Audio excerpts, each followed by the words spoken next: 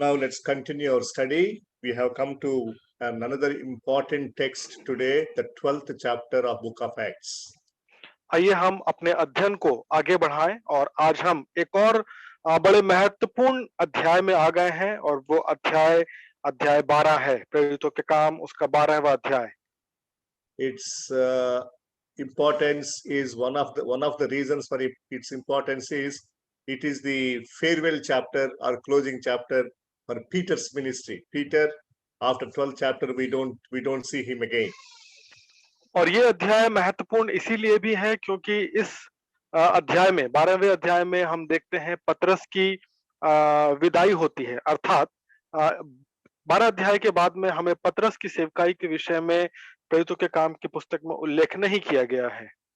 We have been saying that from 13th chapter onwards, Paul takes over. Paul becomes the important person.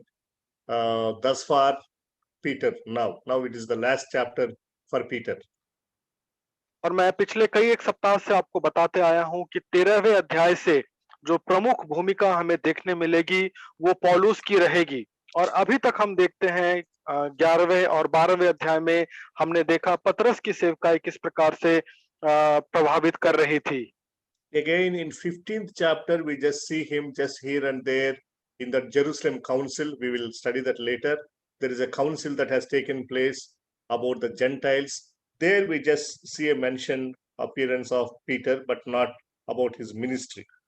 और जब हम 15वें अध्याय में जाएंगे तो वहां पर यरूशलेम में एक सभा हुई जहां पे अन्य जातियों से संबंधित सवाल उठाए गए। तो उस संदर्भ में भी हम पतरस की कुछ भूमिका को देखेंगे, लेकिन इसके अलावा हम पतरस की सेवकाई के विषय में प्रेरितों के काम की पुस्तक में 13वें अध्याय से आगे नहीं पाते हैं। But in Paul's letters, Paul mentions about his ministry of Peter. Paul says that or writes that Paul was on the ministry along with his wife. That is the particular word we need to observe. Peter did ministry along with his wife. और जब पौलुस अपनी पत्रियों को लिखता है तो उसमें हम पतरस की सेवकाई के विषय में पाते हैं। और पौलुस जो है वो अपनी पत्रियों में हमें ये बताता है कि पतरस अपनी पत्नी के साथ परमेश्वर के काम में लगा हुआ था। So that is about the Peter's ministry that we read. और ये कुछ बातें हैं जो हम पतरस की सेवकाई के विषय में यहाँ तक पढ़ पाते हैं और जान पाते हैं। But we also need to understand, though it is the last chapter of Peter's ministry, it's very, very remarkable, very, very important. There are a lot of important lessons that we can learn. हालांकि 12वां अध्याय जो है वो पतरस की सेवकाई के विषय में अंतिम अध्याय है, लेकिन मैं आपको ये बताना चाहता हूं कि ये अध्याय बहुत ही महत्वपूर्ण है और बहुत ही सीखने योग्य एक अध्याय है जो कि हमें पतरस के जीवन से सिखाने वाला है। Let us read from the first verses. और आइए हम प्रेरितों के काम उसका 12 अध्याय उसके पहले वचन से पढ़ें। Brother Saurabh, will you please read the first 5 verses, 12th chapter? प्रेरितों के काम 12 अध्याय उसके पहले 5 आयत। उस समय हेरोदेस राजा ने कलीसिया के कई व्यक्तियों को सताने के लिए उन पर हाथ डाले। उसने यूहन्ना के भाई याकूब को तलवार से मरवा डाला।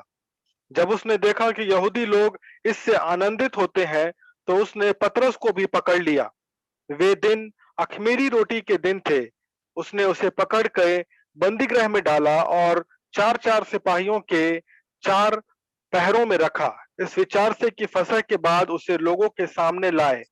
बंदीगृह में पतरस बंद था, परंतु कलीसिया उसके लिए लौ लगाकर परमेश्वर से प्रार्थना कर रही थी।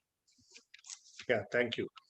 So the text, the Bible tells us that there is a mention about the king of Herod the king. और बाइबल हमें जो आयत हमने पढ़ा उसमें हेरोदेस राजा के विषय में बताता है। We need to understand the historical background that there are many Herods that we see in the Bible. और हमें इतिहास से इस बात को समझना है कि कई हेरोद का जिक्र बाइबल में पाया जाता है। Not all Herods are the same, they are different people. और जितने अलग अलग हेरोद का नाम हम बाइबल में पाते हैं, ये सभी एक व्यक्ति नहीं है, लेकिन जो हेरोद है ये कई कई लोग थे, ये अलग अलग लोग थे। But one thing we understand is all heroes are crooked people, very wicked people. लेकिन एक बात इन सभी हेरोदों की सामान्य थी कि ये सभी बहुत ही क्रूर लोग थे और दुष्ट लोग हुआ करते थे। The first one is Herod the Great, who were during the birth of the Lord Jesus Christ, who ordered for the killing of the children at Bethlehem. He was Herod the Great. और पहले जिस हेरोद के विषय में नए नियम में जिक्र होता है वो हेरोद, जो महान हेरोद के नाम से जाना जाता है, और यह वह हेरोद है जिसने प्रभु यीशु मसीह के जन्म के समय में ये आज्ञा निकलवाई थी कि सभी छोटे बच्चों को, 2 वर्ष के बच्चों को मरवा दिया जाए। तो ये हेरोद महान के विषय में हम बाइबल में पहले पढ़ते हैं। And then we see another Herod, Herod Antipas. He is the one who killed John the Baptist. Another Herod, second Herod. और फिर दूसरे हेरोद के विषय में हम पढ़ते हैं अंतिपास का हेरोद, जिसने अपने कार्यकाल के समय में यूहन्ना बपतिस्मा देने वाले को मरवाया था। Because I'm saying that this Herod who killed John the Baptist is another Herod. I'm saying that because the first Herod, Herod the Great, already was dead during the time of Jesus himself. When Jesus was alive, when he was a small baby itself, that first Herod, Herod the Great, died. और मैं क्यों बोल रहा हूं कि जिसने यूहन्ना बपतिस्मा देने वाले को मरवाया वो दूसरा हेरोदेस था, क्योंकि जो पहला हेरोदेस था वो यीशु के जन्म के समय ही उसकी मृत्यु हो गई थी। बाइबल इस बात को प्रमाणित करती है, बताती है कि जब यीशु छोटा था तो उसी दौरान में हेरोद महान, जो पहला हेरोद था, उसकी मृत्यु हो गई थी। We will read about it in the book of Matthew. If you want, you can turn when we have the birth account of the Lord Jesus Christ. There itself, we have those details. और जब अगर आप इन बातों को वचन के आधार पे जानना चाहते हैं तो आप मत्ती रचित सुसमाचार निकालेंगे, और जहां पे यीशु के जन्म के विषय में बताया गया है, उन्हीं जगह में आप पाएंगे कि किस प्रकार से जो पहला हेरोद था उसकी मृत्यु किस प्रकार से हुई थी। Matthew 2nd chapter verse 19. After the death, when Herod died. मत्ती रचित सुसमाचार दूसरा अध्याय उसका 19 आयत में इस बात को बताया गया है कि हेरोदेस के मरने के बाद। Yes, so the Herod who wanted to kill Jesus, he got killed, or he dead. He was dead and no more.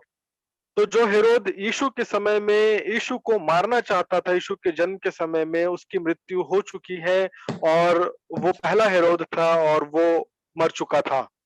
But we also need to understand that these Herods were not liked by Jewish people, though they were authorities of Jewish people, because they come from Edomite background, Edomites. और हमें ये जानना है कि जो ये हेरोदेस या हेरोद हुआ करते थे, ये यहूदी लोग नहीं थे। हालांकि ये यहूदी पृष्ठभूमि से थे, इदोम के पृष्ठभूमि से थे, लेकिन ये लोग यहूदी नहीं थे। But they were always wanted to please the Roman emperor. Roman emperor Pilate is different, and Jewish authority Herod the king is different. They both are two different offices, and they are two different leaders. Pilate is the Roman emperor, and Herod is the Jewish authority, Jewish leader, Jewish king. तो हम लोगों को ये बात को जानना है कि ये हेरोद कौन हुआ करते थे। ये हेरोद जो थे वो यहूदियों के ऊपर में अधिकारी ठहराए जाते थे, लेकिन जो रोमी शासक हुआ करते थे वो हेरोद नहीं हुआ करते थे। जो पिलातुस था वो रोमी शासक था, लेकिन जो हेरोद है या जो हेरोद होते थे वो यहूदियों के ऊपर में शासक या अधिकारी ठहराए जाते थे। But the Herods will be always loyal to Roman emperor because they were appointed by them, and they will be, this is something like that. We can always think like that. Prime minister and chief minister. Prime minister is the main leader of the whole country, and chief minister is the local leader for that particular state. That is how we can understand. और ये जो हेरोद हुआ करते थे ये हमेशा रोमी शासक के प्रति बड़े ईमानदार हुआ करते थे, और ये हमेशा कोशिश करते थे कि ये हेरोद रोमी शासकों को प्रसन्न रखें, उनको खुश रखें। क्यों वो उनको खुश रखने की कोशिश करते थे? क्योंकि हेरोद की नियुक्ति जो है वो रोमी शासकों द्वारा होती थी। तो रोमी शासक जो थे वो हेरोद के ऊपर हुआ करते थे और जिस प्रकार से हमारे देश में प्रधानमंत्री जो होता है वो ऊपर होता है और उसके अंतर्गत मुख्यमंत्री हुआ करते हैं। तो ठीक इसी प्रकार से जो मुख्य शासक हुआ करते थे वो रोमी शासक हुआ करते थे और उनके अंतर्गत यहूदियों को जो शासक ठहराया जाता था वो हेरोद हुआ करते थे। But in order to win the confidence of the local Jewish people, they will be doing certain things that will please Jewish people. This लेकिन Herod. लेकिन इन इन हेरोद को भी ये भी चाहिए था कि वो यहूदियों को भी खुश रखें, इसीलिए वो कुछ ऐसे कामों को करते थे ताकि जो स्थानीय नागरिक जो यहूदी हुआ करते थे वे भी इन हेरोद राजाओं से खुश रहें। One of the things that this Herod was trying to do in order to make Jewish people happy was to persecute the Christians. और एक ऐसा काम जो ये हेरोद राजा किया करते थे ताकि यहूदियों को खुश कर सके, वो काम ये था कि वो मसीहों को सताते थे और ऐसा करने से यहूदी खुश होते थे। Because Jewish people always looked at Christians as enemies. It's a new religion came out of Judaism, and Christianity and Judaism are two different. और ऐसा इसलिए होता था क्योंकि यहूदी लोग जो थे वो क्रिश्चियन या मसीहों से नफरत करते थे, क्योंकि ये जो क्रिश्चियन या मसीहत है वो यहूदी प्रथा से या यहूदी मत से निकला हुआ एक विश्वास मत था और इसीलिए हमेशा यहूदी और मसीही लोग एक दूसरे के यहूदी लोग जो थे वो हमेशा मसीहों को अपना विरोधाभासी मानते थे। So for Jewish people, Judaism, Jehovah is God. For Christians, Jesus Christ is the Messiah. So there is a conflict between these two. तो ये जो यहूदी हुआ करते थे, यहूदियों के लिए यहोवा ही परमेश्वर हुआ करता था। वो लोग यहोवा को परमेश्वर मानते थे और जो ये मसीही लोग थे, ये यीशु मसीह को अपना उद्धारकर्ता और मसीहा के रूप में मानते थे। इस कारण से जब दोनों के विचार में मतभेद आने लगा, तो इनके बीच में भिन्नताएं आने लगी। So now this Herod, the king, who is the leader of the Jewish people, in an attempt to make them happy, in this case, in 12th chapter, this Herod arrested James, one of the important opposers, one of the 12 of them. Not only arresting them, he killed them. और इसी कड़ी में ये हेरोद राजा चाहता था कि वो यहूदियों को कैसे खुश करे। इस अभिप्राय से उसने याकूब, जो कि एक बहुत ही प्रमुख प्रेरित था, उस प्रेरित को न केवल गिरफ्तार किया लेकिन उसने याकूब को मरवा भी डाला। Yeah, that's what we see in second verse, 12 second. He killed James, the brother of John, with the sword. और 12 के दूसरा आयत में 12 अध्याय उसके दूसरी आयत में ये बताया गया है, उसने यूहन्ना के भाई याकूब को तलवार से मरवा डाला। So there are two James in Jesus' disciples. One is James and John. Two are brothers, sons of Zebedee, and another James is half brother of Jesus. There is one more James. There are two James. तो जो यीशु की सेवकाई में जो याकूब जो है वो दो याकूब थे। एक याकूब जो यूहन्ना का भाई था और ये दोनों याकूब और यूहन्ना जबदी के पुत्र थे। और एक और याकूब के विषय में बाइबल हमें बताती है जो कि यीशु मसीह का सगा भाई नहीं था, उसका रिश्ते में एक भाई था। वो उस याकूब के विषय में भी बाइबल हमें बताती है। We are calling half brother because Jesus is the first born, and afterwards Mary and Joseph had few more children. One of them is that James. और हम उसको याकूब को जो है वो यीशु का जो भाई था ऐसा कह के इंगित करते हैं, क्योंकि सबसे पहले यीशु का जन्म हुआ और उसके बाद मरियम और यूसुफ के द्वारा और भी अन्य संतान उत्पन्न हुए और उन संतानों में से एक संतान याकूब था। I'm giving you all this information because we are having Bible study. I want you to have this information and data, the knowledge. और मैं इन सारी बातों को आपके सामने इसीलिए रख रहा हूं क्योंकि हम बाइबल अध्ययन कर रहे हैं और मैं चाहता हूं कि आप इस अध्ययन के द्वारा और इस तरीके से अपने ज्ञान को और अपनी जानकारी को बढ़ाएं। So now this James, the brother of John, is killed.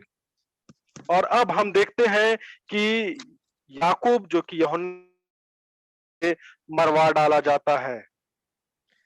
Now let us go back to one more text to understand the importance of this James being killed. और आइए हम लोग याकूब की ये जो मृत्यु हुई इसका क्या महत्व है इसको समझने के लिए हम एक और आयत में जाएं। Will you please turn with me to Matthew's Gospel, chapter 20, from verses to 20 to 28. Matthew 20th और chapter. मत्ती रचित सुसमाचार उसका 20 अध्याय उसके 20 आयत से 28 आयत को हम लोग देखेंगे। Here we may not need to read the whole text, but I'll tell you the story.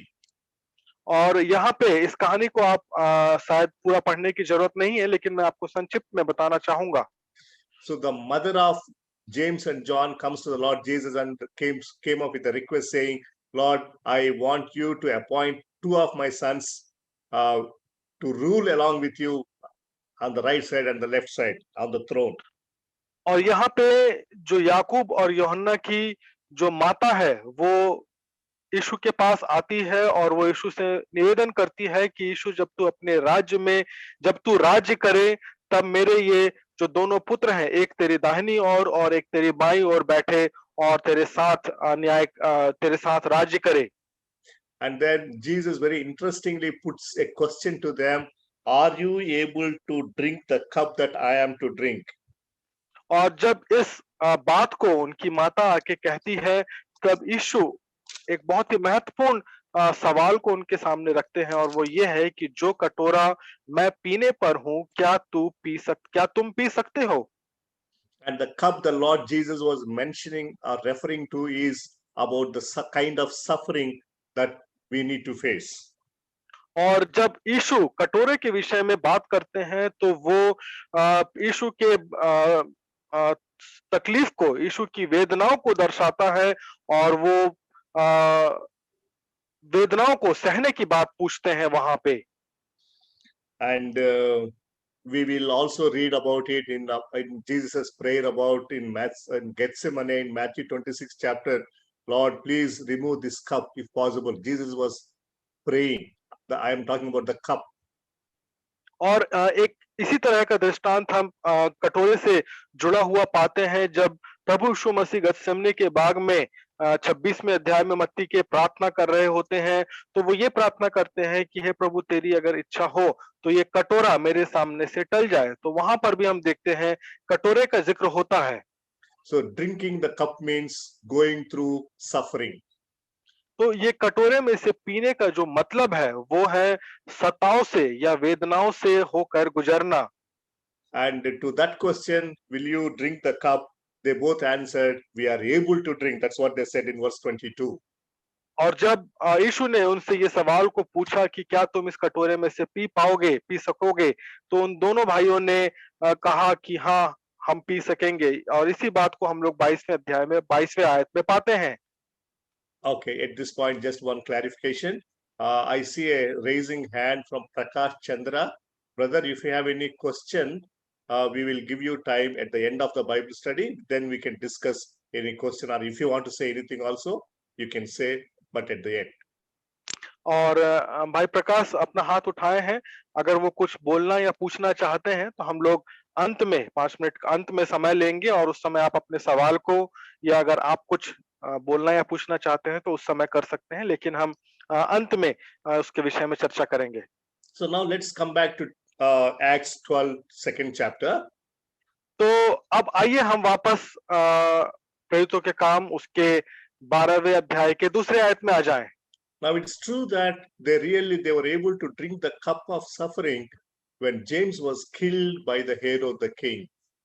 और हम देखते हैं कि जब याकूब को हेरोदेस राजा मरवा देता है, तलवार से मरवा देता है, तो हम देखते हैं कि वो बात उसके जीवन में पूरी होती है और वो उस कटोरे में से पीने की बात को अपने जीवन से पूरा करता है। And what happened to the other brother, John? What was the kind of suffering and the cup of suffering that John had to face?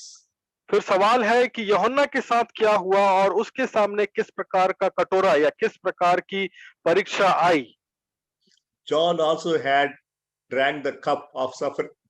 John is the one who was sent to the Patmos island where he suffered lot of persecution.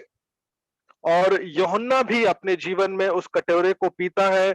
हम वचन में पढ़ते हैं कि ये वही यूहन्ना है जिसको पतमोस के महाद्वीप में भेजा जाता है, पतमोस के द्वीप में भेजा जाता है और उसे वहां पे कारागाह में रखता है। और यूहन्ना अपने जीवन में बहुत प्रकार की सताओं का और वेदनाओं का सामना करता है। Yeah, that's what we read in Revelation 1:9. You please don't turn, but I'm telling you, I, John, your brother and partner in the tribulation and the kingdom and the patient endurance that are in Jesus, was on the island called Patmos, an account of the word of God and the testimony of Jesus. Revelation 1:9. और प्रेरितों के प्रकाशित वाक्य की पुस्तक उसका 1:9 में हम इस बात को पढ़ते हैं। यूहन्ना बताता है कि किस प्रकार से उसने वेदनाओं को सहा और जब वो प्रकाशित वाक्य की पुस्तक को लिख रहा होता है तब वो पतमोस के उस महाद्वीप के कारागाह में होता है और वहां से वो उस प्रकाशित वाक्य की पुस्तक को लिखता है। And this is the John who wrote the book of Revelation and the John's Gospel, which is the fourth Gospel, and also First John, Second John, and Third John, 3 letters. Total 5 और books he has written. ये वही यूहन्ना है जिसने Bible में नए नियम की 5 पुस्तकों को लिखा। यूहन्ना रचित सुसमाचार, यूहन्ना की 3 पत्रियां, पहली, दूसरी, तीसरी पत्री और उसके बाद यूहन्ना का प्रकाशित वाक्य। तो ये पांचों पुस्तकों का लेखक जो है ये यूहन्ना है। So this John is called John the disciple. This John is different because we have another John by name John the Baptist. John the Baptist is different. He was already killed. He did not write the books. तो John the यहाँ पे Baptist did not write the books. Yes. यहाँ पे यूहन्ना के विषय में भी जो यूहन्ना का नाम है उसके भी विषय में आप स्पष्ट हो जाइए कि ये यूहन्ना जो है वो यीशु का चेला है। उस चेले का नाम है यूहन्ना जिसने बाइबल की पुस्तकों को लिखा। एक और यूहन्ना के विषय में हम बाइबल में पढ़ते हैं, यूहन्ना बपतिस्मा दाता। वो यूहन्ना बपतिस्मा दाता अलग है और ये जिसने बाइबल की पुस्तकों को लिखा है याकूब का भाई यूहन्ना, ये अलग है। और यूहन्ना बपतिस्मा दाता जो है उसकी मृत्यु हो चुकी होती है पहले ही। So whenever we speak about John, we need to make this clarification or this distinction. We need to say John the Baptist or John the disciple, like that. तो जब हम यूहन्ना की बात करें या इसके बारे में पढ़ें या किसी को बताएं तो आप इसको स्पष्ट रीति से बताइएगा कि हम किस यूहन्ना के बारे में बात कर रहे हैं, यूहन्ना बपतिस्मा दाता या यीशु का चेला यूहन्ना। Yes. Now let's come to third verse. Not only killing James, now Herod also made Peter to be arrested and he put him in the jail. और हम देखते हैं तीसरे आयत में कि ना केवल उसने याकूब को तलवार से मरवा डाला, लेकिन अब वो पतरस को भी पकड़ लिया है और उसे बंदी गृह में डाल दिया है। And now we can understand what will happen. It is already written there. He was doing all this in order to make Jewish people happy. और ये अब हम जानते हैं कि पतरस के साथ भी क्या होने वाला है और ये सब जो हेरोद राजा कर रहा है उसका उद्देश्य सिर्फ ये था और वहां पे लिखा भी हुआ है कि वह यहूदियों को खुश करना चाहता था। So now we can understand what will happen to Peter also, because he already got James killed, and now the next person to be killed is Peter. That's quite natural and obvious. और हम अनुमान लगा सकते हैं कि अब पतरस का भी क्या होने वाला है, क्योंकि याकूब के विषय में हम पढ़ते हैं कि याकूब को उसने मरवा डाला है और अब ऐसा ही कुछ पतरस भी ऐसी ही कुछ परिस्थिति का सामना करने वाला है। And he was kept in the prison, and every day 4 soldiers will be there in the security guard. 2 people will be chained, both hands, right hand and left hand. 2 soldiers will be there, and another 2 soldiers will be at the gate, taking care of the gate, security at the gate. और 4 people और all the time. और 4 पहरुओं के द्वारा उसकी पहरेदारी हेरोदेस राजा नियुक्त करता है। 2 लोग पतरस के साथ उसी जंजीर से बंधे हुए होंगे और 2 लोगों को बाहर है। ये 4 लोग जो हैं वो चारों पहर पतरस की निगरानी करने के लिए, उसका पहरा देने के लिए नियुक्त किए गए थे। So definitely very painful situation here. One of the main apostles, disciples is already killed. Another main disciple, Peter, is arrested. So the church was definitely, was probably must be in great distress, great anxiety, lot of pain, suffering, lot of agony in their hearts for their 2 leaders. तो इससे हम ये समझ सकते हैं कि जब इस प्रकार से एक पहले ही याकूब को हेरोदेस राजा ने मरवा दिया और उसके बाद पतरस को भी पकड़ लिया गया है और उसे बंदी गृह में डाल दिया गया है। तो ये जब एक के बाद एक इस प्रकार की घटना हुई तो निश्चय जो कलीसिया है वो कलीसिया और उसके लोग व्याकुल हो रहे होंगे और घबरा रहे होंगे कि ये किस प्रकार की घटना जो है वो प्रेरितों के साथ में हो रही है। Brothers and sisters, to tell you the truth, similar situation is happening in India today because of COVID. भाइयों और बहनों कोविड के कारण से हमारे देश में भी इसी प्रकार की परिस्थिति, भयावह परिस्थिति बनी हुई है। We are going through lot of tough time. We are losing many people, many pastors, evangelists, missionaries are dying. और हम बहुत ही कठिन समय से होकर गुजर रहे हैं और इस दौरान हम देखते हैं कि बहुत से सेवक, सुसमाचार प्रचारक, पासवान, विश्वासी इन लोगों की मृत्यु हो जा रही है। Every day we are getting the news that so and so brother, so and so sister is positive. Both, all the members in the family, 3 members, 4 members, 5 members, all of them are positive. और प्रत्येक दिन हमें इस प्रकार की खबर मिलती है कि फलाना भाई या फलाना बहन जो है उसको कोविड हो गया है और न केवल उस भाई या बहन को लेकिन उनके परिवार के जितने सदस्य हैं, चाहे 2 सदस्य, 3 सदस्य, 5 सदस्य, पूरे के पूरे परिवार कोविड से ग्रसित हो गए हैं। इस प्रकार की खबर हम अक्सर सुनने में आ रही है। I don't know about you, but about us, about my family, almost every day we are crying because we are getting the death news of our beloved brothers and sisters, pastors, full-time workers, so many of our family members like that. और मैं आपके विषय में तो ज़्यादा नहीं जानता, लेकिन अपने विषय में बताना चाहता हूँ कि हमारे परिवार में करीब-करीब प्रतिदिन हम लोगों को दुखद समाचार मिलती है कि हमारे परिवार का फलाना भाई या बहन या पासवान या विश्वासी जो है वो प्रभु में सो गया और ये हमें प्रतिदिन रोने के लिए और वेदना को अपने जीवन में सामना करने के लिए मजबूर किया हुआ है। To tell you the truth very honestly, in the last week, there was not a single day where we did not cry. और मैं आपको सच बताना चाहता हूँ कि पिछला सप्ताह ऐसा गया कि एक दिन भी ऐसा नहीं हुआ कि हम नहीं रोए। What can we do at this kind of timings or situation?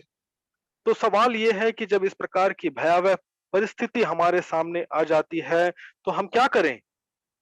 This is what happened in verse 5.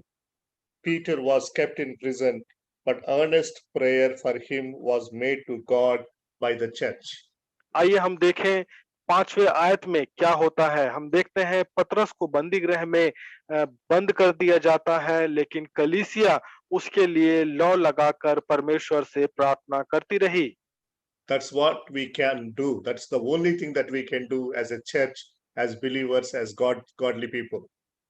तो यही कार्य है जो हमें करना है और यही एकमात्र विकल्प हमारे पास बचा है एक मसीही जन होने के नाते, सेवक होने के नाते कि हम प्रार्थना करें, मध्यस्थता करें। We need to learn to pray earnestly, and with all our hearts, heartfully we need to be praying. और हमें लौ लगाकर और अपने मन से और बड़े ही इच्छा के साथ हमें प्रार्थना करना है। It is an important time in the life of the church in India, particularly, that the church must pray, learn to pray. और ये भारत की जो कलीसिया है उसके लिए एक बहुत ही महत्व।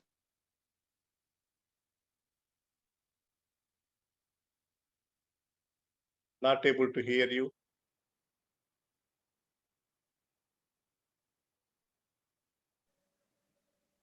Saurabh brother, Vijay, is it my hello, problem or Saurabh's problem?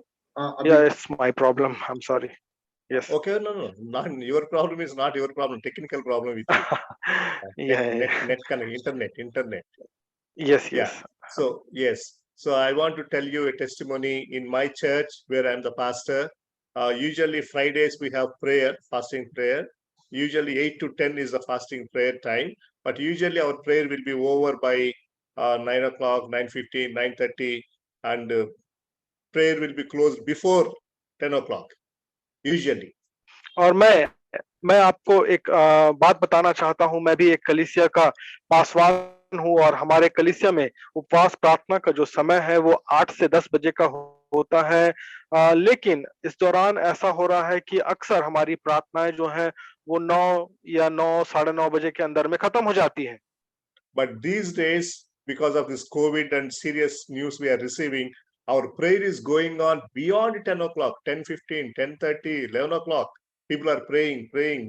More number of people are joining now. Earlier, only few people joined, but now we have more prayer, more people and more time. और लेकिन अभी के समय में ऐसा हो रहा है कि कलीसिया में प्रार्थना के लिए लोग ज्यादा समय बिता रहे हैं। 10 बजे तक का समय होता है लेकिन लोग 10, सवा 10, साढ़े 10 तक भी प्रार्थना करते रहते हैं। पहले कम लोग प्रार्थना करने के लिए जुड़ते थे लेकिन अब लोगों की भी संख्या बढ़ते जा रही है। तो मैं बताना चाह रहा हूँ कि कलीसिया में प्रार्थना के प्रति एक बेदारी आई है। Not only that, usually our Christian prayers will be very mechanical and very routine. Some general words we will be using. But nowadays, our people are praying with tears, wholeheartedly, and with all their heart they're praying. They're pouring out their heart. और अक्सर पहले ऐसा होता था कि हम लोग जब प्रार्थना करते थे तो बड़े ही अच्छे-अच्छे शब्दों को और तकनीकी शब्दों को इस्तेमाल करके प्रार्थना करते थे। लेकिन अभी ऐसा हो रहा है कि लोग अपने मन से हृदय से प्रार्थना करते हैं और आंसुओं के साथ प्रार्थना कर रहे हैं। I think God is teaching the church in India, the Indian church, new lesson about prayer. We need to grow in prayer individually, as families, and as churches, as Christian fellowships. This is the time that we need to intercede before God. और मैं ये समझता हूँ कि भारत की कलीसिया को परमेश्वर पाठ को सिखाना चाहता है और भारत की कलीसियाओं को अब समझना है कि किस प्रकार से हमें मध्यस्थता करनी है, किस प्रकार से हमें लोगों के लिए और अधिक प्रार्थना करने में समय बिताना है। So that's what we see here in 5th verse. The church was earnestly praying. और यही बात हम 5वें आयत में 12 अध्याय के 5वें आयत में पाते हैं। उसमें लिखा है कि कलीसिया लौ लगाकर प्रार्थना कर रही थी। So now what happened? We see a different story from 6th verse onwards. और उसके बाद 6वें आयत में हम देखते हैं कि कुछ अलग ही घट रहा है। And one more information I want to give you. This is not the first time Peter had in terms of being arrested. This is the third time that Peter was in the jail. There were 2 earlier occasions where Peter was arrested and put in the jail, prison. और मैं आपको एक और सूचना और जानकारी बताना चाहता हूँ कि ये पहली बार नहीं है जब पतरस को बंदीगृह में डाला गया है, ये तीसरी बार है। इसके पहले 2 बार और पतरस पकड़वाया गया और उसे बंदीगृह में डाला गया। ये तीसरी बार है जब पतरस को बंदीगृह में डाला गया। First time was in 4th chapter 3rd verse, and second time was in 5th chapter 18th verse.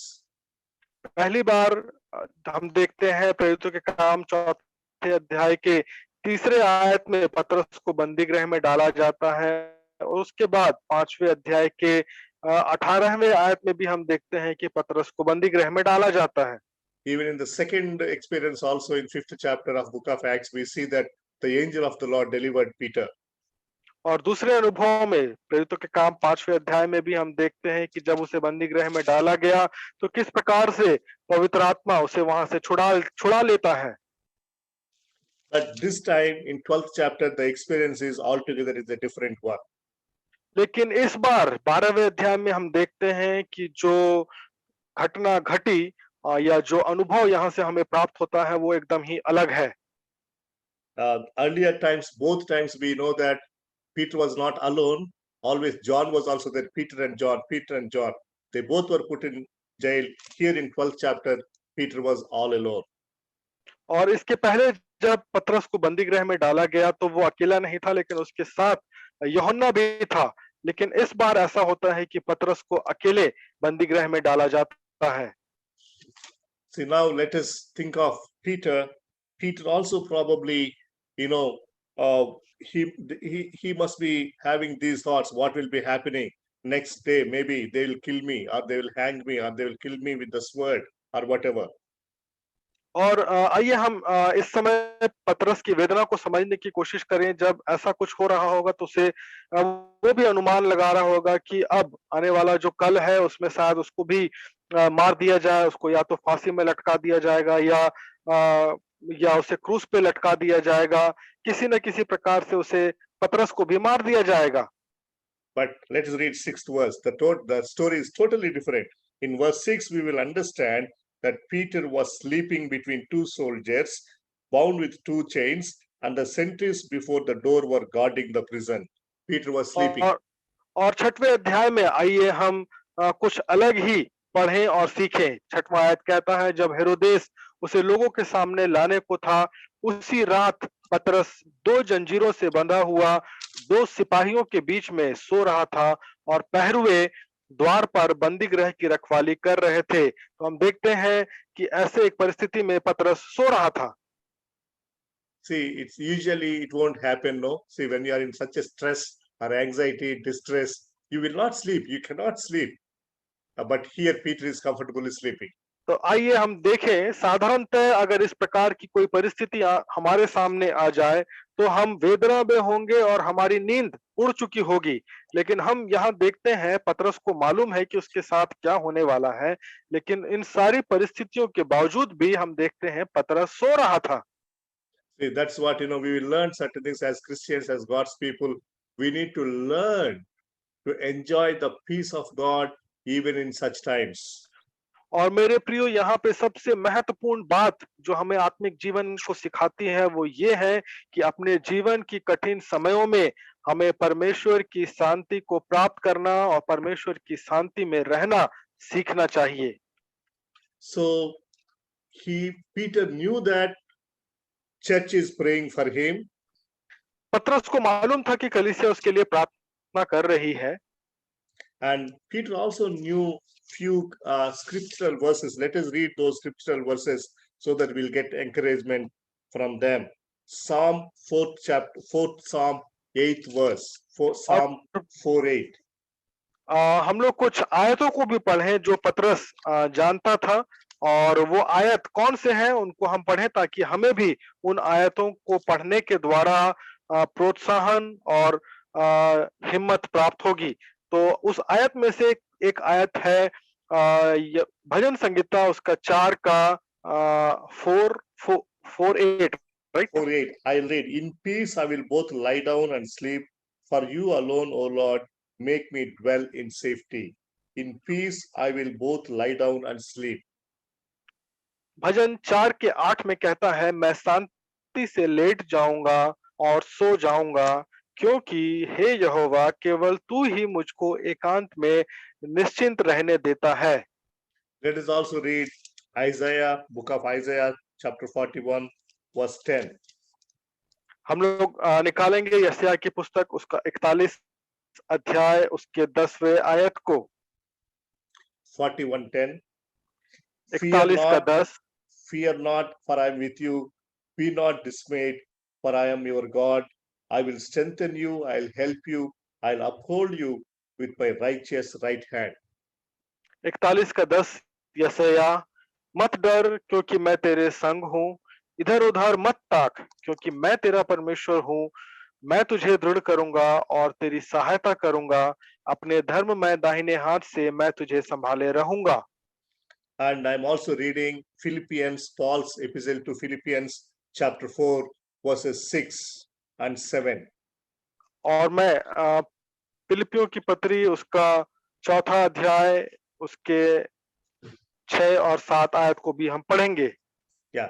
Do not be anxious about anything, but in everything by prayer and supplication with thanksgiving, let your requests be made known to God, and the peace of God, which surpasseth all understanding, will guard your hearts and your minds in Christ Jesus.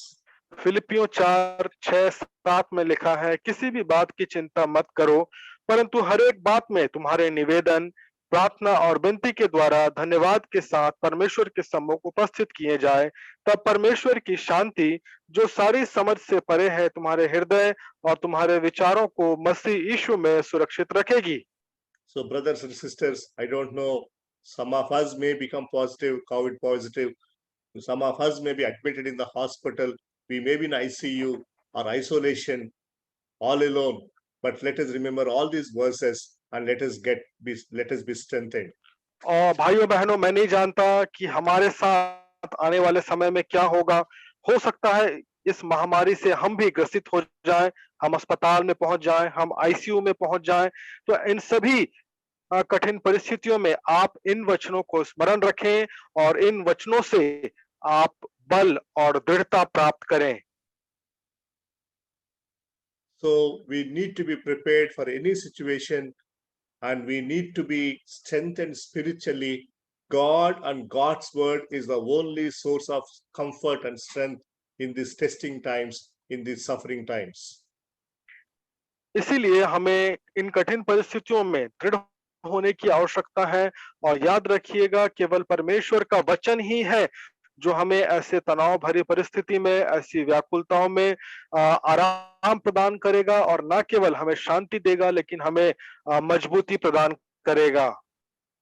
We will read that the angel visited Peter and angel brought Peter out of the prison, even though he was chained with 2 soldiers, even though 2 soldiers were at the guard at the gate. और हम आगे 12वें अध्याय में पढ़ेंगे कि जो स्वर्गदूत है वो पतरस के पास पहुंच जाते हैं और हालांकि पतरस जंजीर में बंधा हुआ था, 2 पहरुए उसके साथ सो रहे थे, 2 पहरुए बाहर भी थे, लेकिन इन सब के बावजूद परमेश्वर का जो दूत है, स्वर्गदूत है, वो उसे वहां से निकाल ले जाता है। Brothers and sisters, let us also understand, we may have a question here. The question is this: how come God has rescued or delivered Peter, and how come God allowed James to be killed? Why God did not deliver or rescue James? Both are servants of God, both are pastors, both are disciples, and both are apostles, both are leaders. यहाँ पे एक सवाल जो हमारे मन में आ सकता है वो ये है कि पतरस को परमेश्वर बचा लेता है, बंदी गृह से छुड़ा लेता है, लेकिन परमेश्वर ने फिर याकूब को क्यों नहीं बचाया? याकूब क्यों मरवा दिया गया? दोनों ही परमेश्वर के जन हैं, दोनों ही सेवक हैं, दोनों ही प्रेरित हैं और दोनों ही परमेश्वर के काम को कर रहे थे। तो याकूब को क्यों मरवा दिया गया और पतरस क्यों बचा लिया गया? Brothers and sisters, let us please learn the lesson. It is God who allowed James to be killed. It is God who allowed Peter to be delivered. मेरे प्रियो, यहाँ पे एक बहुत ही महत्वपूर्ण सिद्धांत को हम अपने जीवन में सीखें और याद रखें कि ये परमेश्वर की ही अनुमति से परमेश्वर ने इस बात को अनुमति प्रदान की कि याकूब की मृत्यु हो और ये परमेश्वर का ही काम था कि परमेश्वर ने पतरस को उस परिस्थिति से बचाया। Let us understand that it is God who controls the situation, not Herod the king. It is God who is under control. He is on the throne.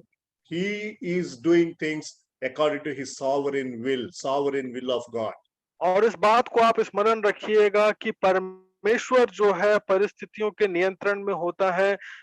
Herod राजा जो था उसके नियंत्रण में परिस्थिति नहीं थी, ये परमेश्वर के नियंत्रण में परिस्थिति थी और परमेश्वर ने अपने उस महान इच्छा में याकूब को बलिदान होने के लिए ठहराया और पतरस को छुटकारा प्रदान किया।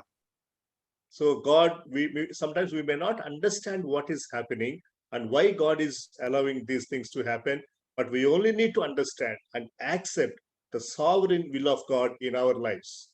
और मेरे प्रियो, कई बार इस प्रकार की बातों को हम अपने जीवन में समझ नहीं पाते हैं और हमें कठिनाई होती है परमेश्वर की इच्छा को समझ पाना। लेकिन आप स्मरण रखिए कि परमेश्वर की जो महान इच्छा हमारे जीवनों के प्रति है, उसे हम स्वीकार करना सीखें।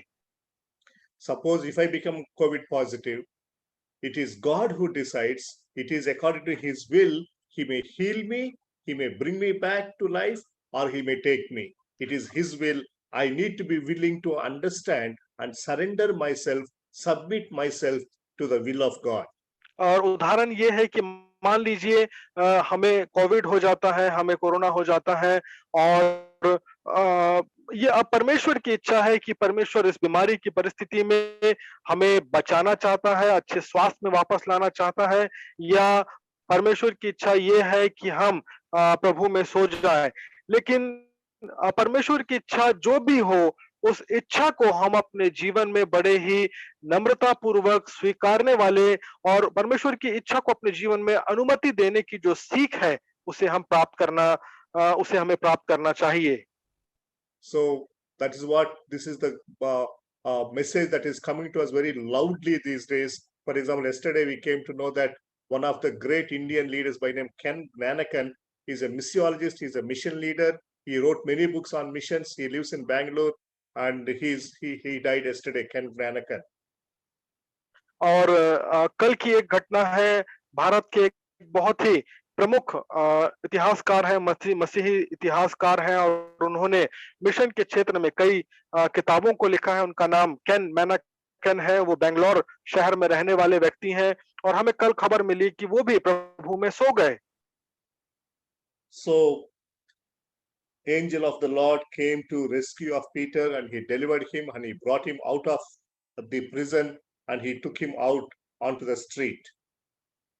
और फिर हम देखते हैं, अपने अध्ययन में आगे बढ़ते हैं 12वें अध्याय में, जहां हम देखते हैं परमेश्वर का दूत, स्वर्गदूत बंदी गृह में प्रवेश कर जाता है और वो पतरस को वहां से छुड़ाकर निकाल लेता है और उसे नगर में ले जाता है। After bringing him out, in verse 8 we read that the angel was asking Peter, dress yourself and put on your sandals. और उसके पहले हम देखते हैं 8वें अध्याय में जब स्वर्गदूत बंदी गृह में आता है तो वो पतरस को कहता है, इस प्रकार से लिखा है 8वें अध्याय आयत में, तब स्वर्गदूत ने पतरस से कहा, कमर बांध और अपने जूते पहन ले।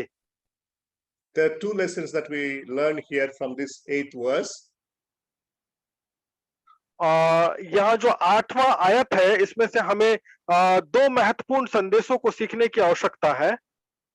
The first one is putting on sandals means, you need to bow down. You need to go down to your feet and put on your sandals. That tells us that he has to learn to humble himself and stoop down. यहाँ पे 8वें अध्याय में आयत में दो महत्वपूर्ण संदेश को हम सीख सकते हैं। पहला ये है, जब स्वर्गदूत ने उससे कहा कि अपने जूते पहन, जूता पहनने के लिए एक व्यक्ति को झुकने की आवश्यकता है और झुकना जो है वो एक आत्मसमर्पण को और मन की दीनता और नम्रता को दर्शाता है। तो ये एक महत्वपूर्ण संदेश स्वर्गदूत पतरस को वहां पे सिखा रहे थे। So after that, angel left him and he had to go take the next street and go to a place. And Peter was all alone there. Angel was not there. और उसके बाद हम देखते हैं कि जब ये सब हो गया तब पतरस को वो स्वर्गदूत जो है वो बंदी गृह से निकाल ले जाता है और उसे गली से होकर एक गली से होकर उसे निकाल ले जाता है और फिर स्वर्गदूत जो है वो पतरस को छोड़कर चला जाता है और फिर हम स्वर्गदूत को वहां पे वापस नहीं पाते हैं। The second lesson that we need to learn here is God will do what he will do and we have to do what we can do. God will do the extraordinary things and we have to do the ordinary things. और जो दूसरा महत्वपूर्ण संदेश हमें यहाँ पे सीखने की आवश्यकता है वो ये है कि जो परमेश्वर का काम है वो परमेश्वर अवश्य ही करेगा, और हमें जो करना है उसे हमें भी अपने जीवन से पूरा करना है। परमेश्वर हमारे जीवन से असाधारण कार्यों को करेगा, लेकिन हम अपने जीवन में जो सामान्य बातें हैं, जो मुख्य सिद्धांत हैं, उसे हम अपने जीवन से पूरा करने वाले बने। Bringing out of the prison, breaking the chains is something that we cannot do, only God can do. That is the extraordinary thing. And going to the street where we need to go, that we can do, that is the ordinary thing that which we should do. बंदी गृह से एक व्यक्ति को निकाल लेना, उसके हाथ के जंजीरों को तोड़ देना, ये हमारे बस की बात नहीं है। ये एक असाधारण काम है, और असाधारण काम परमेश्वर ही करता है। लेकिन गली में से होकर निकल जाना, ये या गली में होकर जाना, ये हमारा काम है, और जो हमारा काम है उसे हमें करना है। So, sometimes we should not expect God to do everything. We need to learn to do what we have to do or what we can do. Use your common sense. Peter should know the next street, and he should use his common sense, and he should take the next line. और हमें अपने जीवन में इस बात को सैद्धांतिक रूप में जानना है। कई बार हम ये इंतजार करते हैं कि परमेश्वर ही सब कुछ करे, लेकिन हमें अपने जीवन में इस फर्क को समझने की आवश्यकता है कि परमेश्वर का काम क्या है और मुझे अपने जीवन से क्या करना है। पतरस, हम देखते हैं, इस बात को समझ पाया। परमेश्वर का काम जब उसके जीवन में हुआ तो अगला जो उसका काम था उसने उसे किया। No, Saurabh, if possible, Saurabh, can you switch to Wi-Fi to strengthen your signals? If possible, please do that. Yeah, I You switched switched already? Yeah, I already switched, Oh, but this seems okay. more poor, so I'm switching back to my. Okay, thank you. Your signal seems to be a little weak. Okay, we'll continue. So here, that is the lesson that we need to learn. There is something that we have to do or we can do. Okay, please don't expect God to do everything. There is our role. We see that in many occasions. For example, when Jesus distributed to 5,000 people the food, all the leftovers, it was disciples who had to collect and put it in 12 baskets. It was their job. हम ऐसे बहुत से उदाहरण को Bible में देखते हैं जहाँ पे परमेश्वर अपने काम को करता है, और उसके बाद जो लोग हैं उन्हें अपने काम को करना है। हम देखते हैं कि किस प्रकार प्रभु यीशु मसीह ने 5,000 की भीड़ को खाना खिलाया, और उसके बाद ये चेलों का काम था कि जाकर उस बचे हुए खाने को इकट्ठा करें। तो परमेश्वर ने, प्रभु यीशु मसीह ने अपने काम को किया, और जो काम चेलों का था उसे चेलों को करना पड़ा। So when Jesus brought Lazarus out of the tomb, Jesus asked them to remove the stone, which they can do. और ठीक इसी प्रकार से हम देखते हैं जब प्रभु यीशु मसीह लाजर को उस कब्र में से निकाल रहे होते हैं, तो प्रभु यीशु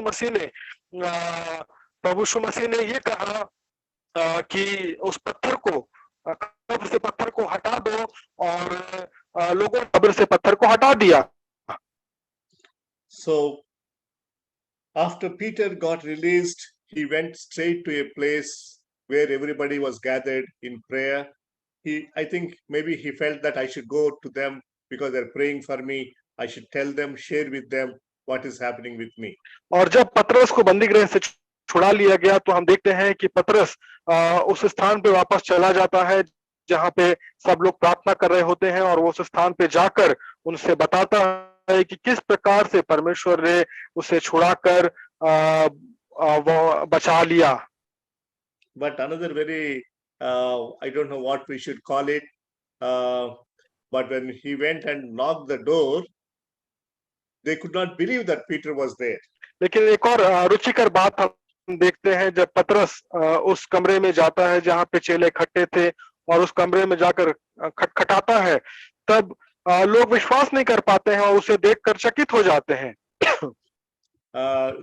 Somebody said in the most fervent prayer meetings, there is sometimes a spirit of doubt and disbelief. और किसी ने इस प्रकार से कहा है कि जब लोग बहुत प्रार्थना कर रहे होते हैं तो ऐसा भी हो सकता है कि मन में संदेह या अविश्वास उत्पन्न हो जाए। It seems there was a prayer meeting in the church, in one of the churches. The pastor announced that we will pray that they should rain. They were praying for rains.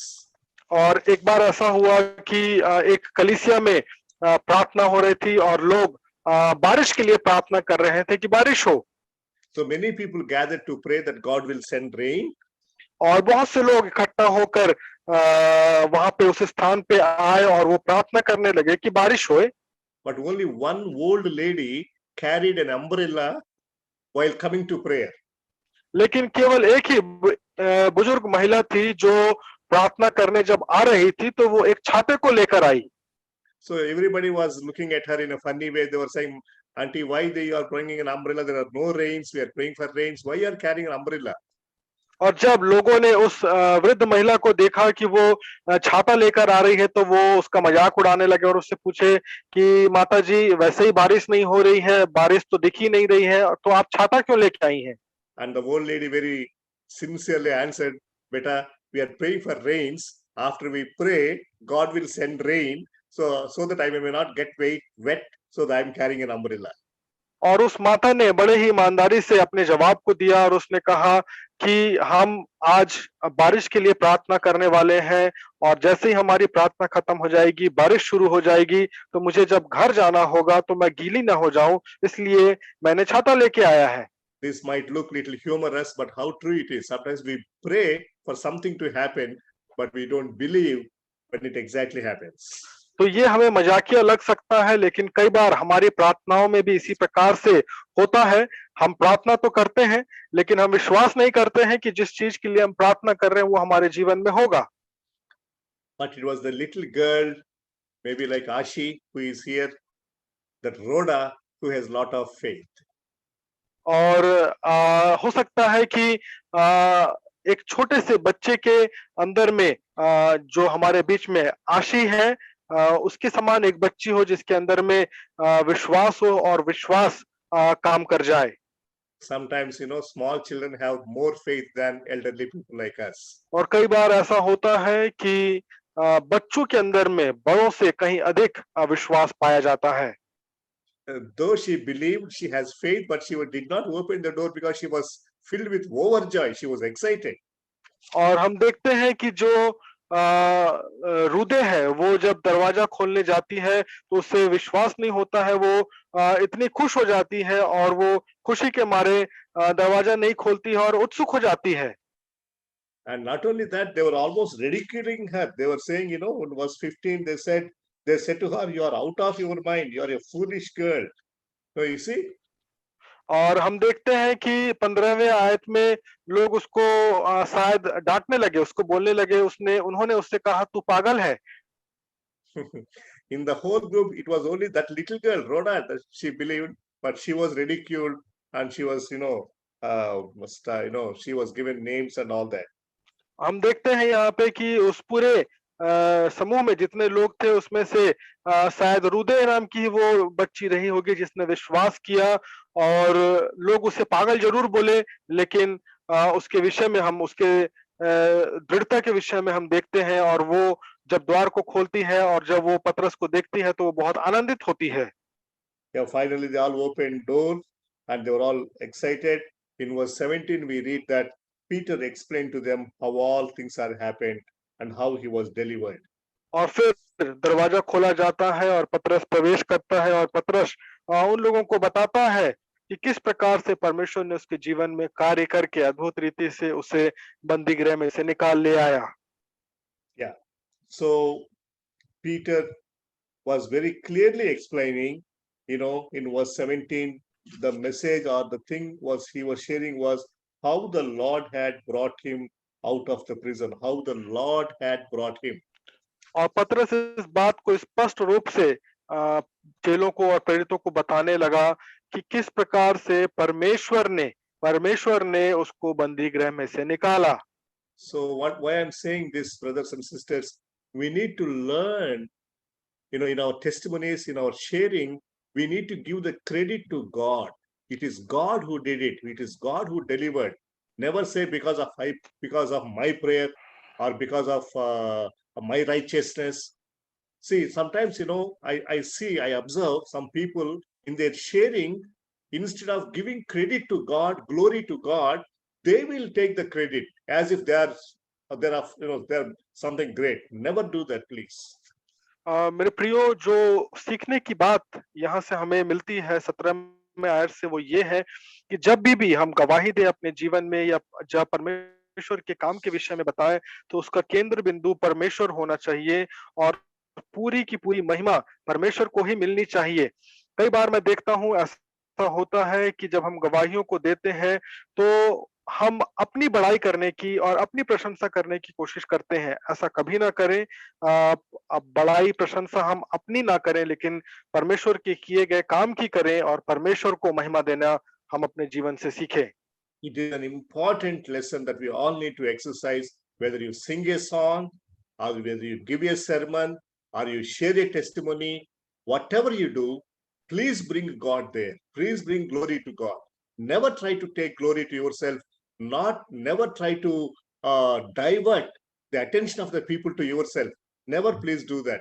Many leaders these days, even in India, we see big people, they are projecting themselves. Very unfortunate. तो मैं यहाँ पे जो महत्वपूर्ण बात आप लोगों को सिखाने की कोशिश कर रहा हूँ, वो ये है कि चाहे आप गीत गाएं, चाहे आप प्रचार करें, चाहे आप गवाही दें, आप जो कुछ भी करें उसमें परमेश्वर को लेकर आए और उसका केंद्र बिंदु परमेश्वर को ठहराए। मैं देखता हूँ कई बार कई प्रचारक और बड़े-बड़े प्रचारक जो हैं, वो अपने आप को प्रमुख स्थान देने की कोशिश करते हैं और उसमें परमेश्वर का स्थान नहीं होता है। कभी भी हम अपने जीवन में इस प्रकार के कार्यों को ना करें। हम चाहे जिस भी रीति से सेवा कर रहे हो, उसमें परमेश्वर को केंद्र बिंदु ठहराए।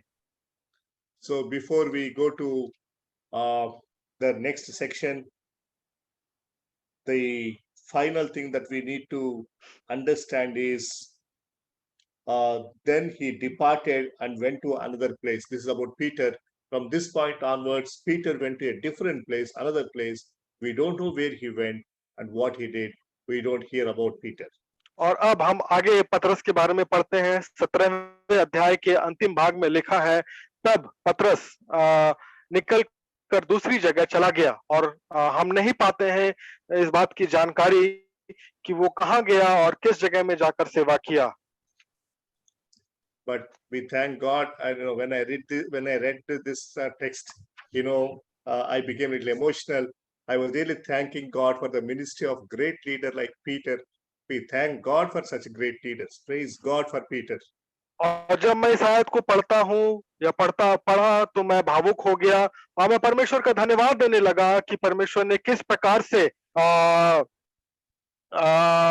इस अगुवे को, पतरस को किस प्रकार से परमेश्वर ने सेवकाई के लिए इस्तेमाल किया और ऐसे परमेश्वर के महान दास के लिए मैं धन्यवादित हुआ। From this time onwards, Peter made himself disappear and he paved the way for Paul to take over, for Paul to become great leader. And he said, maybe I'm just imagining saying, Paul, now I'm going back. I'm taking a back seat. Now my brother Paul, you take over. You please lead the game. You are the leader now. Something like that. And Peter is no more.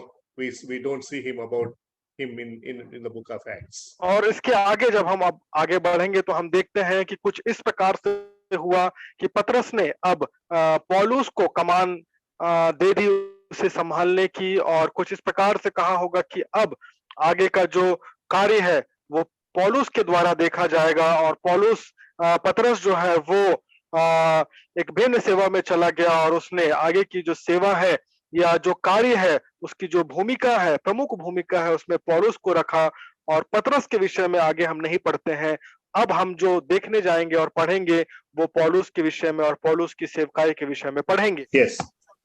Now we come to the last part of this chapter, that is 18 to 25, verses 18 to 25. अब हम लोग इस अध्याय के अंतिम भाग में आते हैं जो कि 18 से लेकर 25 में हमको मिलता है। प्रेरितों के काम 12 अध्याय उसके 18 से 25। Yeah. Am I As audible now? usual, Pardon? Am I Yes, audible? yes.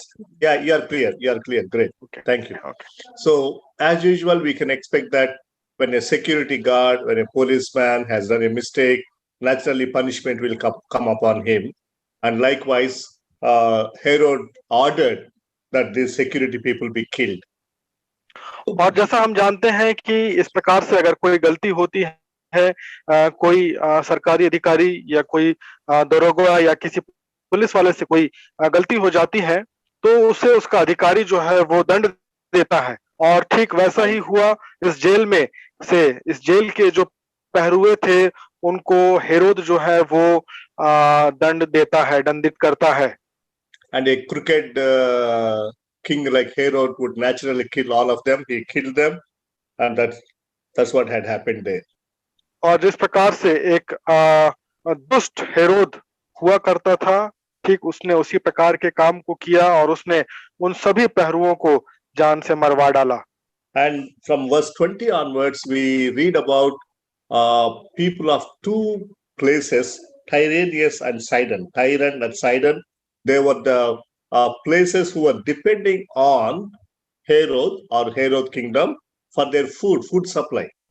और अब 20वें आयत से जब हम आगे पढ़ेंगे तो हमें दो स्थानों के नाम के विषय में पता चलता है, सूर और सैदा।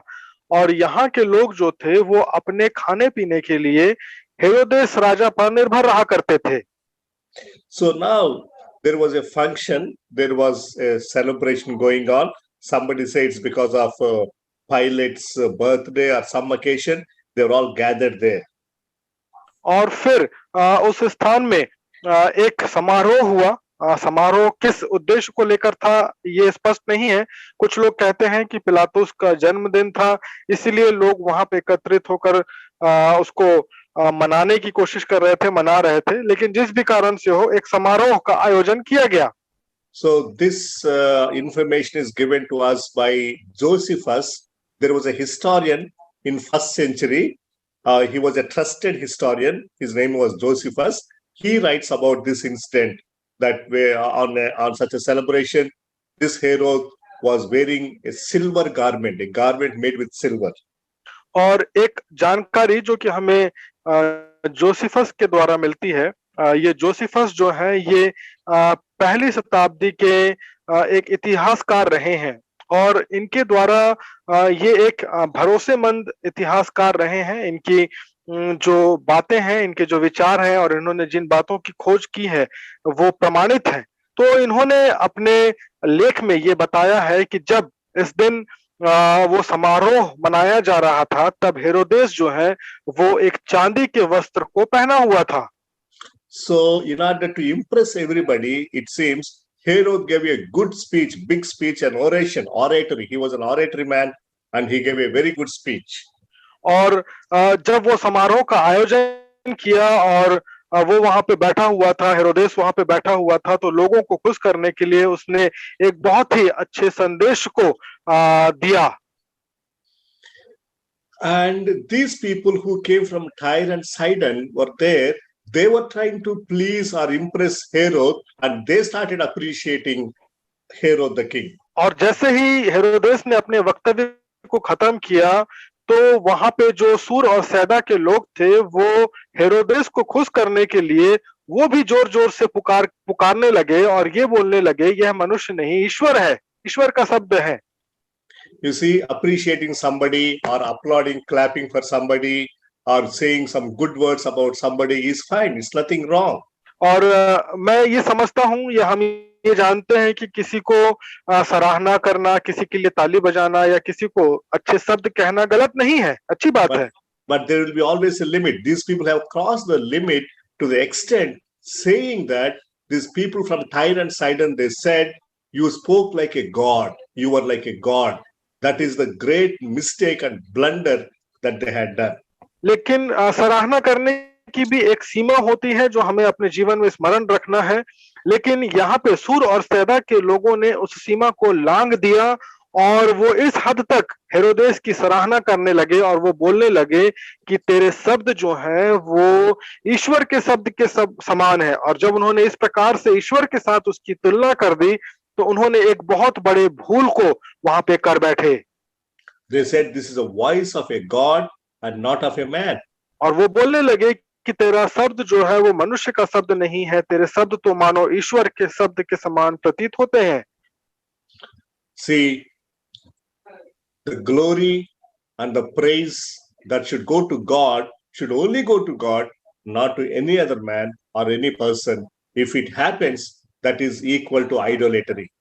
याद रखिएगा कि प्रशंसा और महिमा जो है वो किसी भी परिस्थिति में परमेश्वर को ही जानी चाहिए। अगर कभी भी ऐसा होता है कि कोई मनुष्य उस महिमा और प्रशंसा को लेने की कोशिश करता है तो वो या हम किसी मनुष्य को महिमा या प्रशंसा देने की कोशिश करें तो ये मूर्ति पूजा के समान ही है। So again, I want to bring that caution which I shared before the break time. Brothers and sisters, let us not take any unnecessary glory or praising ourselves or showing ourselves. And also at the same time, let us not speak about anybody like that. We can appreciate people, but we don't need to unnecessarily praise them and glorify them and make them as if they are like gods. No, we should never do that. मेरे प्रियो, मैं आपको बार बार एक ही सिद्धांत सिखाने की कोशिश कर रहा हूं, वो ये है कि हम अपने जीवन में परमेश्वर के कार्य की जब प्रशंसा करें तो उसमें हम केवल परमेश्वर की ही प्रशंसा करें, उसमें अपना स्थान ना रखें। और ठीक उसी तरह से जब हम किसी दूसरे की प्रशंसा करते हैं तो उसकी भी हम सीमा याद रखें और अनावश्यक या जरूरत से ज्यादा हम किसी की सराहना या प्रशंसा इतनी ना करें कि वो हमारे जीवन में दंड को या परमेश्वर के क्रोध को लेकर आए। As I mentioned earlier, it is very much happening with the Indian church. Some of our leaders are making themselves great. They're showing themselves. And sometimes we also do that, unnecessarily giving glory to people.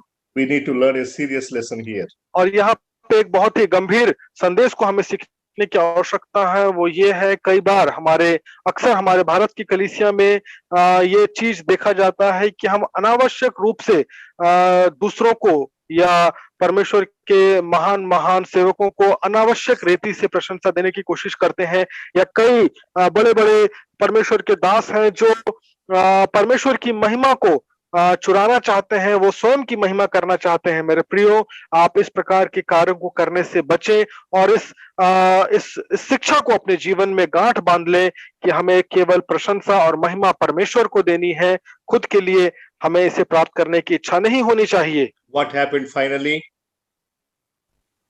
अंत में क्या होता है, इसका परिणाम क्या हुआ, आप देखिए। Instead of Peter being killed by Herod the king, Herod was killed by Peter's God. हम देखते हैं कि एक समय ऐसा था, लग रहा था कि पतरस को हेरोद अब मार देगा, लेकिन हुआ क्या कि पतरस का जो परमेश्वर है उसने हेरोद को मार गिराया। I am repeating my statement. Instead of Peter being killed by Herod the king is killed by God, Peter's God. इसके बजाय कि पतरस को हेरोद राजा मार डालता, हेरोद राजा को पतरस का परमेश्वर ने मार गिराया। We read that an angel has struck him.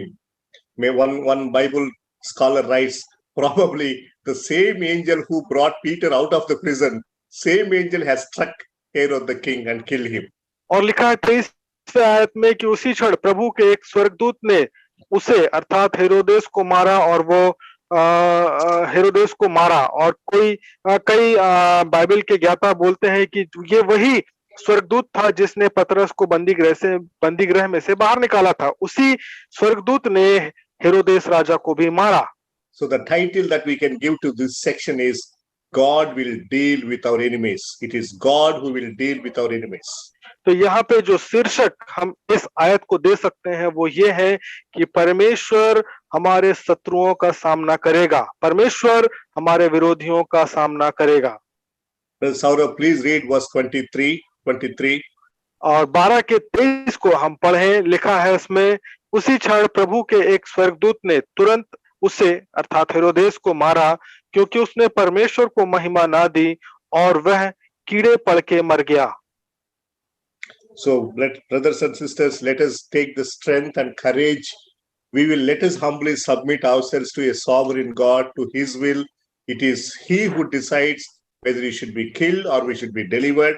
Killed like James, or delivered like Peter. It is always His will that should happen. मेरे प्रियो, हम अपने जीवन में हियाव बांधे, दृढ़ हो, परमेश्वर के वचनों पर मजबूती प्राप्त करें। ये परमेश्वर की इच्छा है कि परमेश्वर हमें रखना चाहता है, या परमेश्वर हमें याकूब के समान अपनी महिमा में सुलाना चाहता है। परमेश्वर की इच्छा जो है वो परमेश्वर हमारे जीवन से पूरा करेगा, लेकिन हम परमेश्वर के वचनों में, परमेश्वर की इच्छा में मजबूत होने वाले हो सके। As far as our enemies are concerned, it is God who will deal with them, not you and me. He will take care of our enemies. लेकिन याद रखिएगा कि जब हम अपने विरोधियों या शत्रुओं के विषय में सोचते हैं कि उनका क्या होगा, तो ये आयत हमें स्पष्ट करता है कि परमेश्वर उनका हिसाब किताब देखेगा। Sometimes you and I may have some feeling, particularly in India, that some religious groups are against us. They are, causing us trouble. And some people who are in authority in the government or in anybody in authority are against us. We may have this kind of feelings. And it is true also sometimes. कई बार हमारे भारत में विश्वासियों के अंदर में इस प्रकार की भावना आती है कि कुछ कट्टरपंथी लोग जो हैं वो मसीहों का विरोध कर रहे हैं, या सरकार के कुछ एक व्यक्ति हैं जो मसीहों को पसंद नहीं करते हैं, और शायद ऐसा होता भी है। परिस्थिति चाहे जो भी क्यों ना हो, इस प्रकार की बातें हमारे मन में आती हैं। Our enemies will be taken care and they will be dealt with by our God. It is God who takes care of them.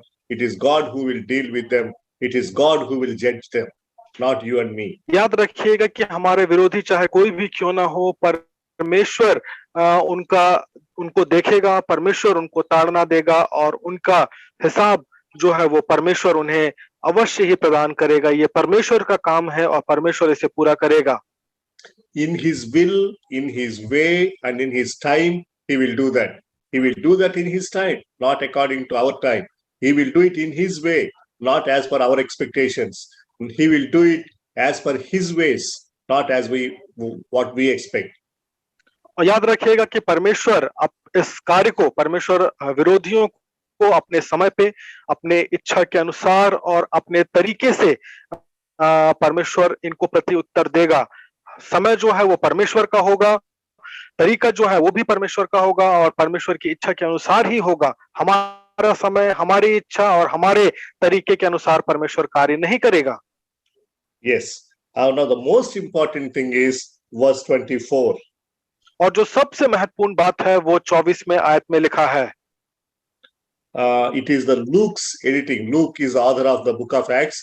It is Luke who is adding this, what you call, editorial remark like, but the word of God increased and multiplied. और 24वां आयत जो है वो look यहाँ पे डालता है। प्रेरितों के काम की पुस्तक का जो लेखक है वो लूक है, और लूक इस बात को बड़े ही अच्छी रीति से यहाँ पे रखता है 24वें आयत को, और उसमें लिखा है, परंतु परमेश्वर का वचन बढ़ता और फैलता गया। Praise the Lord. Hallelujah. Hallelujah. Amen. Praise God. Because what we want is, what is the purpose of the church? What is the objective of the church? What is the aim and goal of the ministry? It is always that the word of God and the evangelism must be multiplied, must be preached. Word of God must be preached. Evangelism should be going on, and people should be added to the kingdom of God. That is the objective of any ministry. और प्रियो, जो सबसे महत्वपूर्ण बात हमें यहाँ से सीखने की है वो ये है कि अगर हम ये सोचें या पूछें कि कलीसिया का उद्देश्य क्या है, कलीसिया का लक्ष्य क्या है, या कलीसिया का दर्शन क्या होना चाहिए, तो 24वां आयत जो है वो इस बात का उत्तर देता है कि कलीसिया जो है चाहे किसी भी परिस्थिति में क्यों ना हो, वो निरंतर वचन में बढ़ते जाए, सेवकाई में बढ़ते जाए, सुसमाचार प्रचार में, गवाहियों में बढ़ते जाए। ये ही कलीसिया का लक्ष्य होना चाहिए। It is not our concern, or it is not our botheration who should be in power, which party should rule India, or which party should come to power. That's not our botheration. Whoever is there, let there be anybody, any political party, any person in authority. That is God's concern. Our concern, our wish is that word of God must be preached, word of God must be multiplied, and more people should join the kingdom of God. That's all. और कलीसिया का उद्देश्य कभी भी ये नहीं होना चाहिए कि कौन व्यक्ति सत्ता में आएगा, या कौन सी पार्टी सत्ता में आएगी, या कौन मंत्री बनेगा, कौन मुख्यमंत्री बनेगा। ये सारी बातें कलीसिया का विषय वस्तु या केंद्र बिंदु नहीं होना चाहिए। चाहे कोई भी सरकार आए, चाहे कोई भी व्यक्ति राज्य करे, हमें ये बात को स्मरण रखना है कि कलीसिया का उद्देश्य केवल और केवल ये होना चाहिए कि कलीसिया वचन में बढ़ती चली जाए, परमेश्वर के वचन का जो काम है वो बढ़ता चला जाए, फैलता चला जाए और वचन को सुनने और मानने वाले बढ़ते चले जाएं। So God will bring anybody to power or God will bring anybody out of power, like Herod incident. But our main concern is God's will be done. याद रखिएगा, परमेश्वर किसी को भी सत्ता में ला सकता है या परमेश्वर किसी को भी सत्ता से हटा सकता है। अभी हमने देखा कि किस प्रकार से हेरोदेस का अंत हुआ, तो इस प्रकार से परमेश्वर का जो काम है वो बड़े ही सामर्थ्य रूप से होगा। हमें इस बात को स्मरण रखना है कि हम परमेश्वर के कार्य को अपने जीवन में प्रथम स्थान दें। Yes, now verse 25 we read. और 25वें आयत में अब हम पढ़ते हैं, Yeah, Paul and Barnabas along with John Mark, they all came to Jerusalem.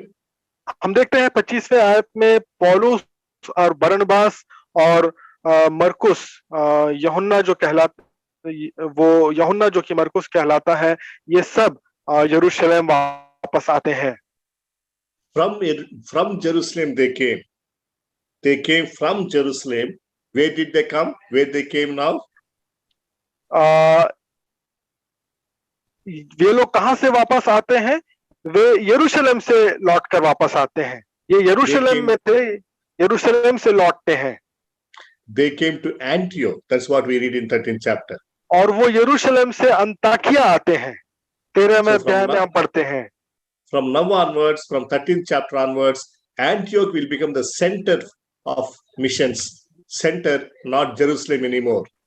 और अब 13वें अध्याय से हम ये आगे पढ़ेंगे और देखेंगे कि जो अंताकिया है वो अब सेवकाई का केंद्र स्थान बन चुका है। इसके पहले यरूशलेम जो था वो केंद्र बिंदु था, केंद्र स्थान था, लेकिन अब यरूशलेम ना रहकर अंताकिया सेवकाई का केंद्र बिंदु बना। So that's what verse 25 tells us. Barnabas and Saul returned from Jerusalem when they had completed their service, bringing with them John, whose other name was Mark. और हम 25वें आयत में उसी बात को पढ़ते हैं कि बरनबास और पौलुस जब अपनी सेवा को पूरा कर दिए तो वो यरूशलेम से वापस लौटे और अपने साथ यूहन्ना जो मरकुस कहलाता है उसे लेकर वे वापस लौटे। So now from 13th chapter onwards, we have a different story of Book of Acts. We will read about missionary journeys of Paul, first missionary journey, second missionary journey, third missionary journey, and it will be another interesting journey even as far as our study is concerned.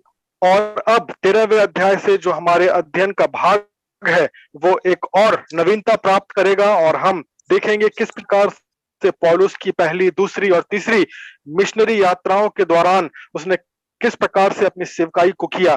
तो अब जो प्रेरितों के काम की पुस्तक की हम यात्रा करने वाले हैं वो नया होगा, अलग होगा और उसमें हमें बहुत ही रुचि प्राप्त होगी, आनंद प्राप्त होगा। So we thank God for the study that we had thus far. God, I'm sure God has spoken to us. God has encouraged us. We learned many things from these 12 chapters.